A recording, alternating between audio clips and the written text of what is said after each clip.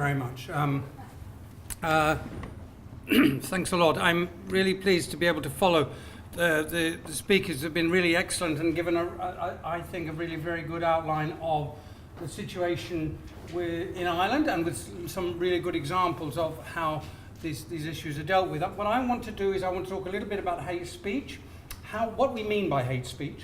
I want to talk about some of the challenges in being able to confront hate speech, and I want to talk about ethics in general and in journalism. And I'm not going to be speaking in favour of a particular code of conduct. I mean, I appreciate very much what was said by Michael Foley, that we live in a world where, you know, there are all sorts of codes and guidelines and so on. And I think we have to be very, very careful about seeing codes of conduct as being a sort of a set of obligatory rules that have to be followed. The nature of ethics is that it's about dealing with dilemmas, choices that you have to make.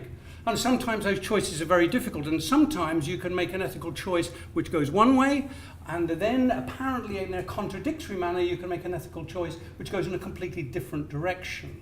That doesn't interfere with the ethics of the issue, but it's recognizing the complexities that are involved. And I want to talk a little bit about that. First of all, if I can say a little bit about the Ethical Journalism Network. We're a coalition.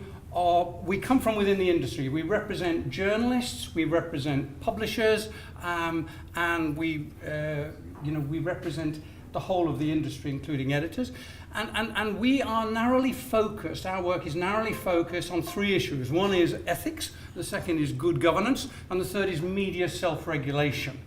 And these are what we think are incredibly important issues for this particular period. These are some of our members' organizations. Basically, when I left the International Federation of Journalists, I decided to ask a number of distinguished major media support groups around the world if they would be prepared to focus on ethical issues, and they all agreed that quality of content in journalism was a critical issue, which was being forgotten and ignored by an industry which was gripped by and remains gripped by other pressing concerns, such as financial survival. And dealing with the sort of enormous changes that have been taking place.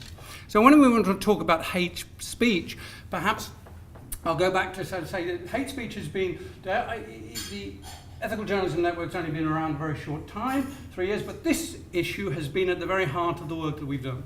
On the 20th anniversary of the Rwandan genocide, we helped with partners in Africa to launch this campaign, Turning the Page of Hate. And the reason we actually chose Kigali, we chose Rwanda for the launch of that campaign, was because of the central role that media played in the industrial scale killing of Rwandans during that time. And media played a really dangerous role. There are a radio station, Radio Mille Collines, which actually orchestrated the killings of people, directing people where to go in order to kill others. But newspapers were involved in it as well. And we found it was entirely appropriate that we should try and use this opportunity to say incidents like the Rwandan genocide may be a long time ago, but the danger of returning to it is always there.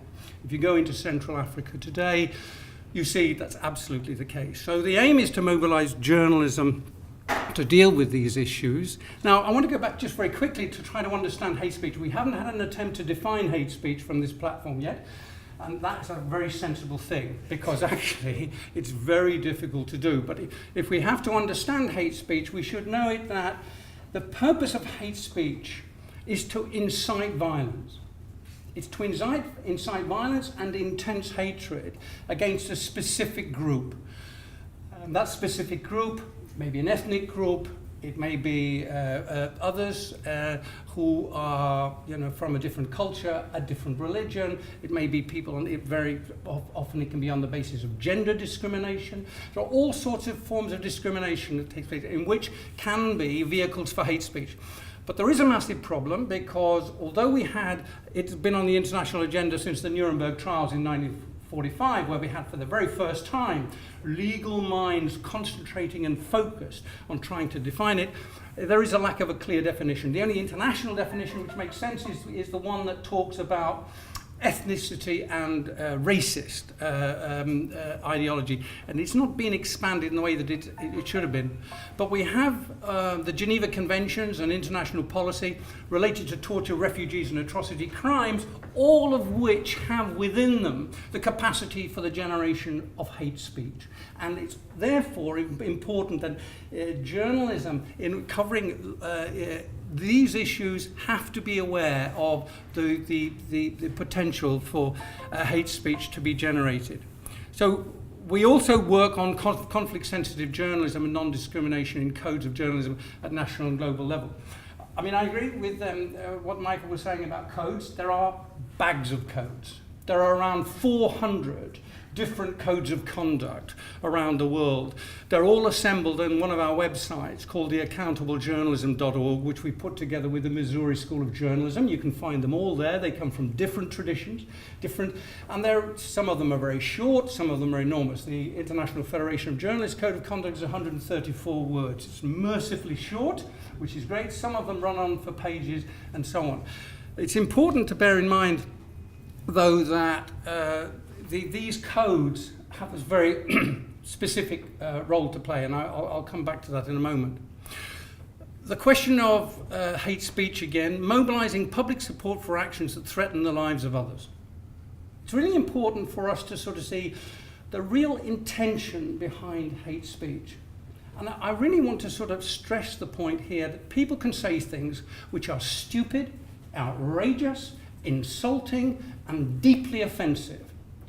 That doesn't make it hate speech. What has to distinguish the hate speech is the intention to threaten the lives, the well-being, and the welfare of others. And this is really important for us to get into our heads. Because people say things that are deeply offensive to us, that does not mean it's hate speech. And we have to be sort of very careful about it. We should recognize that propaganda, which is a cover for hate speech, an important strategic aspect of making war. And here we go back to this question which Peter raised, right, which is the question of the balancing of hate speech against the question of free speech. People are entitled to hold offensive and hurtful opinions. But how do you draw the red lines? How do you pin down what is acceptable and what's not acceptable? And the problem we have found is that around the world there are all sorts of different views about that. We saw around the Mohammed cartoons crisis, a global row over free speech, about cartoons which were an offence to Muslims. But actually, was the cartoons crisis, I don't know if people remember it. Does everyone remember this particular crisis? Well, it's actually very interesting. Was this a crisis for free speech? Was it a deliberate attempt to incite people to violence in its origins and so on? If one looks back on it, all these years that have passed, you find actually that the Mohammedan cartoon crisis in Denmark, where it originated from, actually was not a crisis of free speech, and it was not a crisis of hate speech either. Because that crisis was generated by a local newspaper in Denmark which published the cartoons. It caused an outrage in Denmark within the city limits where this newspaper operated. It led to demonstrations. It led to public debates. It led to complaints to the press council and so on. And 2 months later, this crisis had erupted and it had declined. It had been resolved. It had been resolved by the processes that Peter talked about having the ability to be reflective and say, something went wrong here, what was sorted out? What changed?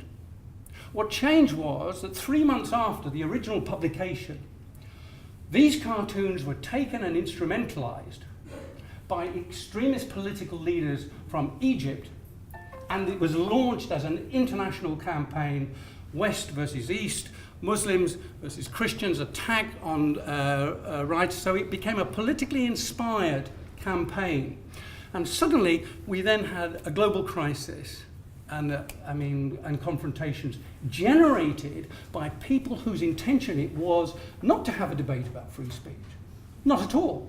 Generated by people whose political intention was to create a conflict. So we have to be very, very careful about taking issues like this and saying, oh, this is a free speech issue.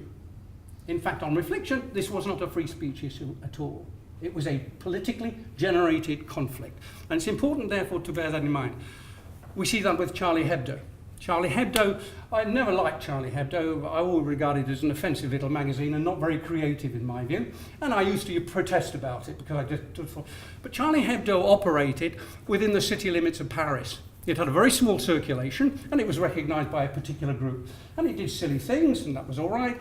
I used to sort of worry about it, and I once in 2010 made a protest to them because I thought they were being overly provocative and I thought they were attention seeking, and I said, it all changed when Charlie Hebdo became a part of a political process, the campaign. When people enter the newsroom with automatic weapons and start killing people on the spot, then it's a completely different matter.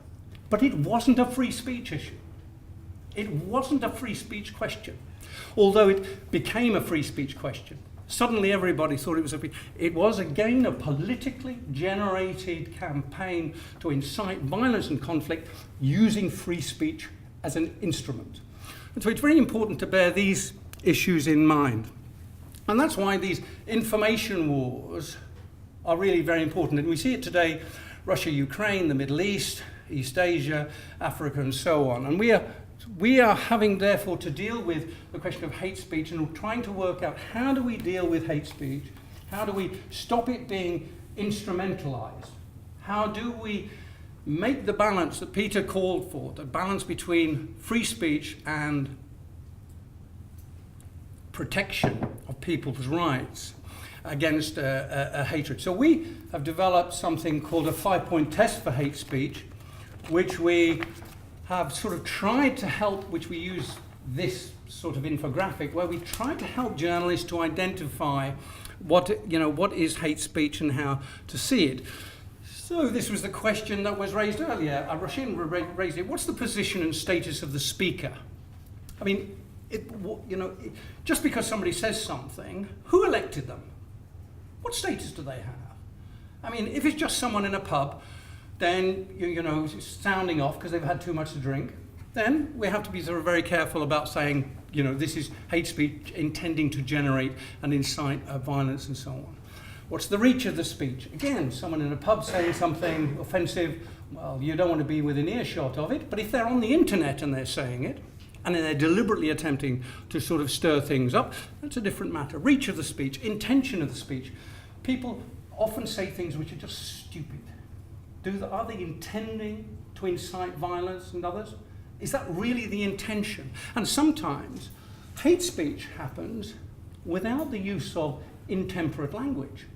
Sometimes people can incite violence to others without actually being dramatic in their language. I'm reminded of Trump's barb against Clinton about, the question of the right to bear arms. We remember, the Trump sort of he said, well, I'm not going to get into this, although the supporters of the Second Amendment might have something to say about it. What was he saying there? Was he saying that people who support the right to hold arms could and maybe should respond to Clinton in that sort of way? It doesn't appear to be hate speech, but it's a signal. It's a way of sending signals to your supporters for them to behave in a certain way. Content and form of the speech, and of course, here is the critical thing about hate speech, and that is the economic, social, and political climate in which the speech is made. Does it play on people's fears? Does it create anxieties and uncertainties? Does it feed fear and uncertainty? And this is really one of the problems that we have when we're dealing, for instance, with hate speech related to migration and so on. I wanted to sort of take on something which what Michael was saying. We have to be very careful about confusing journalism and free expression. I'm one of those who think that journalism is not actually free expression. I think journalism by its very nature is self-restraint. It's restrained expression. And we restrain ourselves from being like the people who go on the internet and make below-the-line comments. We restrain ourselves by the nature of the fact that we call ourselves journalists, because we work in a framework of values. And that framework is very straightforward. As I said, there are 400 codes of conduct around the world, But if you boil them all down, they all come down to 5 principles. 5 easy to understand principles. 1, accuracy and fact-based communication. 2, independence. You're not a political spokesman. You're not a PR. 3, impartiality. You need to be inclusive. You need to include all sides of the story. It's never just one side to a story, and very often there's more than 2 sides to a story. As a journalist, you have to include them all. And 4thly, humanity. Journalists have to show humanity in their work. They have to respect the fact that the words and images they use can do damage. And we have to limit the damage. And 5thly, is transparency and accountability. As journalists, we have to say who we are, how we work, and we have to make ourselves accountable. Now, that framework of values is self-restraint. And that's the framework of values that makes journalism a public good and has purpose. And here I borrow from the Irish philosopher Honora O'Neill, who in her work related to a free speech has very well described this notion of other regarding speech as being the nature of journalism and media freedom. That you express yourselves and the stories you tell with respect for others. And that's what makes it really quite different, because this is our starting point in dealing with hate speech and propaganda. These are the core ethics I've just mentioned. If we go on to online expression, which we've heard about here, actually this is self-regarding speech. In the sort of the philosophy of Honora O'Neill, it's self-regarding. Of course, political spin doctors, public relations people, people who got a single message, the people who want to say something offensive about something they've read, who want to be abusive of others. This is self-regarding speech. So this is bias, a lack of fairness. Offensive speech are acceptable forms of free speech when they are within the law. So let's be clear about it. Journalism is not that classical notion of free speech. It's restrained, constrained by a system and a form of values. So, as I say, this reality underpins all forms of political speech, corporate spin, and public relations and extremist information strategies. So that's how we should understand the distinction about journalism and also what makes journalism really important. And when we look at the migration story, it was said earlier that we had to look, let me see if I can go back. I can't. Just go back. Can I go back? Oh, that's it. Right. If you look at the migration story, it was said that the numbers story. Now, I think about the numbers. I think it was Rasheen who mentioned this question about the numbers. It is true that journalists and media can be lazy and fall into the simple numbers story about the waves, the invasion, and so on. But we have to be very careful here. People who worry in host communities about the impact of mass movement of people into their communities can express legitimate concerns about whether or not their communities can stand it. Do they have enough schools?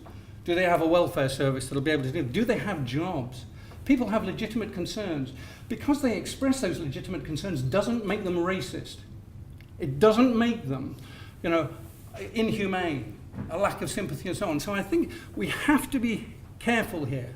We have to say that there is a narrative which talks about legitimate concern, and that has to be told. It's the way that we tell the story, though, that I think is the important question. The question of the second narrative is the humanity narrative. And it's sort of, we see this in the second picture here. The boy who was killed, Alan Kurdi, the question of the use of this picture itself is a highly ethical question.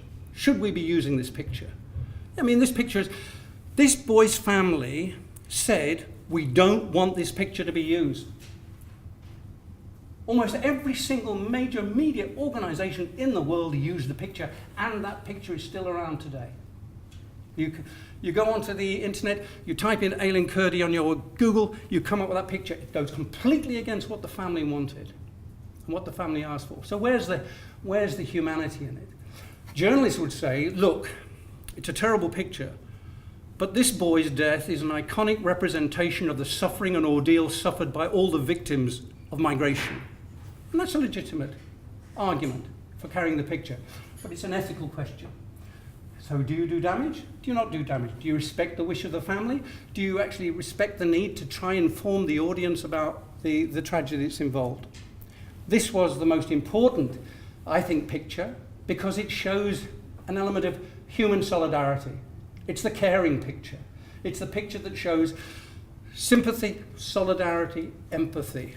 And this was the one that was used by most media. Here are other pictures which have been controversial over the years. This picture, I always use ethical choices, inhumanity in the news. Interesting picture, terribly violent. If you look closely at that man's head, you can just see the bullet coming out of the top of his head. It's a picture that is just close to the moment of death that you're going to get. Should that picture be used? Here's an ethical question. It's inhumane, it's brutally violent, it's disturbing. But actually the picture was used. And the picture was important because actually the picture was important at the time during the Vietnam War, where a debate was taking place in the United States about what are we doing in Vietnam, what is the purpose? And it was a demonstration of the inhumanity of war. It made an enormous contribution to a public discussion that was ongoing. So it was really part of, in context, that sort of discussion. So many journalists would argue, and I think probably rightly so in this case, that this is a terrible picture, it's terribly disturbing, but in the context, it makes an important public contribution. We have to have it. So these are the sorts of ethical questions that journalists have to take. Here's another one. No violence, no blood. This picture is a beautiful picture. A picture editor will say, look at that picture. Beautiful colours, the contrast between the orange and the black, the forceful figure, the supplicant figure. It's a beautiful picture. It's got contrast and texture. It is full of hate, this picture. It's full of hate. It hasn't been taken like the other picture by a journalist. This was a picture constructed by a propaganda unit of a terrorist group.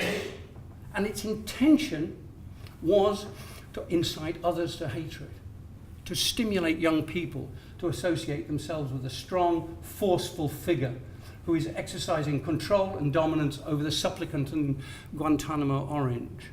It has within it all of the symbols and ideas of a conflict and war. So that's a question. Should this picture have been used? Again, not to mention the fact that the person who's about to die, who's a journalist, this is the last his family, friends and colleagues will see of him, and he'll be remembered as.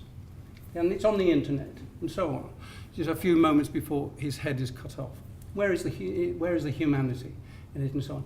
So these are the questions that make this hate speech debate really, again, quite important. And I don't have time to talk about the internet. I'd love to talk about the internet and so on, because this is an example of censorship, of another picture censored by an algorithm, by a robot on Facebook, because it contains child nudity. And the algorithm, the robot on Facebook said, child, nudity, paedophilia, take it out. And it removed it, and kept removing it when the newspaper tried to put it back into their archive and so on. And yet, again, an incredibly important, iconic picture and symbol of suffering and inhumanity. And what's important about it is, again, it highlights the point that ethics of journalism have to be judged according to the context in which the decision that you're taking has to be made. And that's why you can't have codes which guide you to say, you always do this or you always do that. Because resolving dilemmas is about making one choice or another. So this is what we say: focus on accuracy and humanity. Some of the ideas that we have, some ethical challenges and questions that journalists should ask, and that's all. Look, thanks very much indeed. I'll answer any questions.